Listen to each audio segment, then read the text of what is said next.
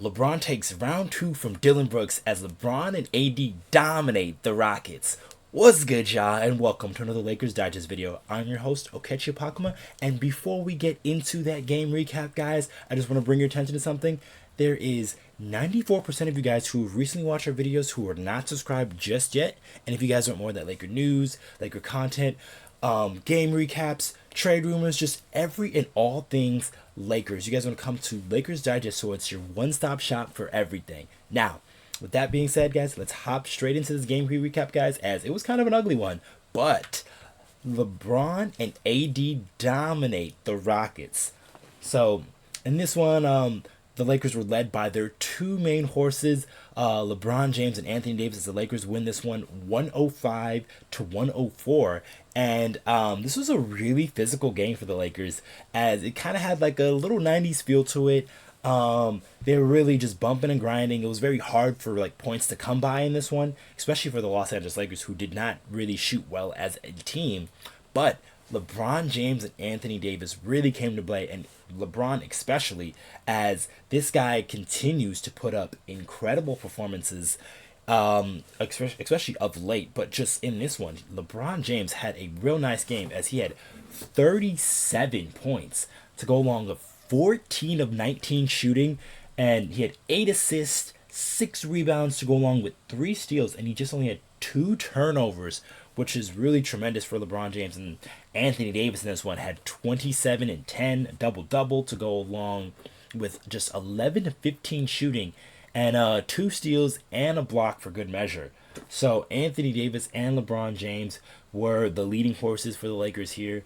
And like I said, LeBron, just in his past couple of games, it just seems like he's been superhuman in these past few games. As these last couple of games for LeBron, he's had averaging almost 30 points a game, 8 rebounds, and 8 assists to go along with 2 steals.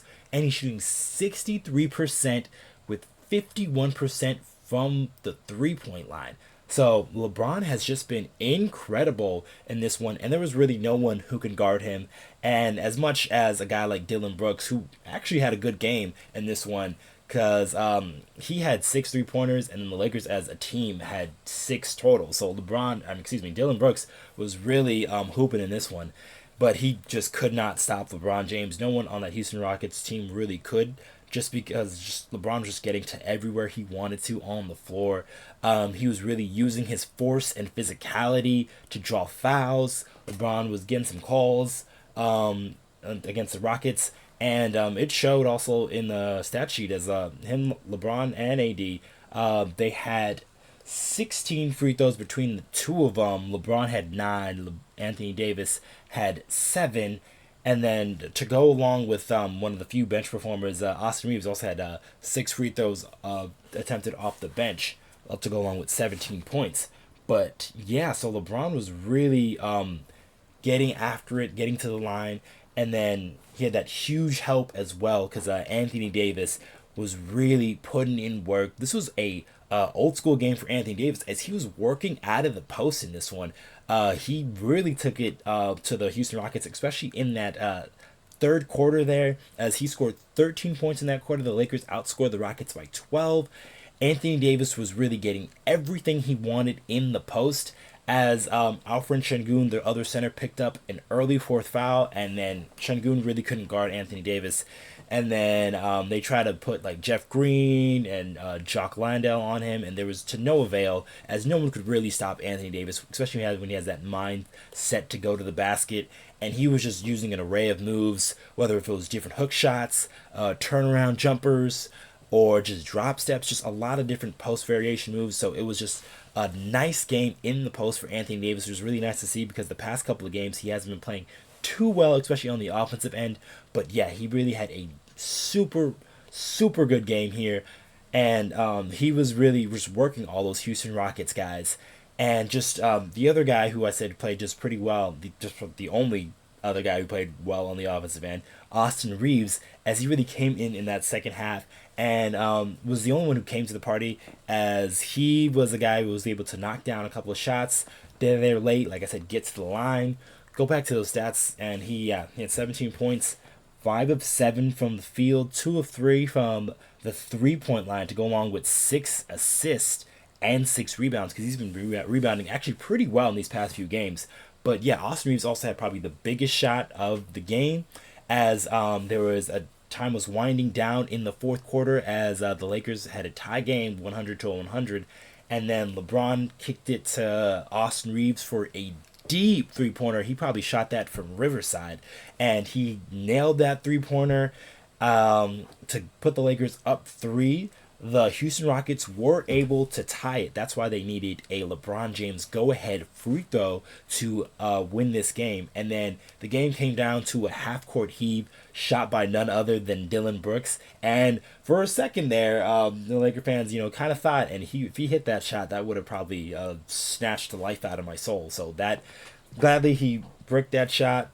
It went off to the left. The Lakers were able to seal that victory there, and it was just led by their main guys. So this is the reason why you pay those guys those big bucks, because they're going to come out and perform in games like this, especially when the rest of the team was really struggling to score on the offensive end, and there wasn't a lot of things that a lot of guys could get going, and the offense seemed kind of stagnant. The Lakers didn't have too many fast break points in this one either, as I think they only had 6 in this one.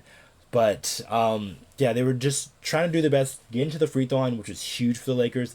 They had 29 free throws attempted. They only made 21, so they did miss a couple there, and they had to counteract that just because the Houston Rockets were hitting 3-pointers. They hit 14 of them as a team. The Lakers, as like I said before, they only had 6 3-pointers. So it was just a real grinded out victory for the Lakers. Really nice to see them get this win on their home court after losing their last home game to the Sacramento Kings. But yeah, this LeBron James and Anthony Davis really came alive, and then just the rest of the team, they were pretty solid, especially defensively, as Cam Reddish once again had 3 steals in this one, to go along with just a couple other guys who were just wreaking havoc on the defensive end and able to get Lakers some stops on that end. They weren't really leading to easy points as they were in the past couple of games here, but they were really stopping Houston from scoring. That's turning them over and then forcing them into difficult shots, difficult looks. So the Lakers defense was still, as a whole, pretty solid. Offensively, 3 guys only came to play, but that's just what the Lakers needed, as they were able to grind out this 1-point victory here. And that's going to be it for the Lakers. They got one more, I believe, home game. That's going to be...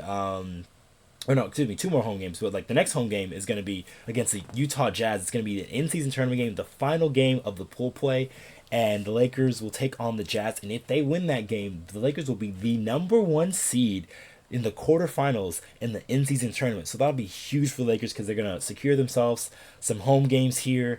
And that's going to be big for them, because it seems like the Lakers have played really well at home. They've only lost that 1 game.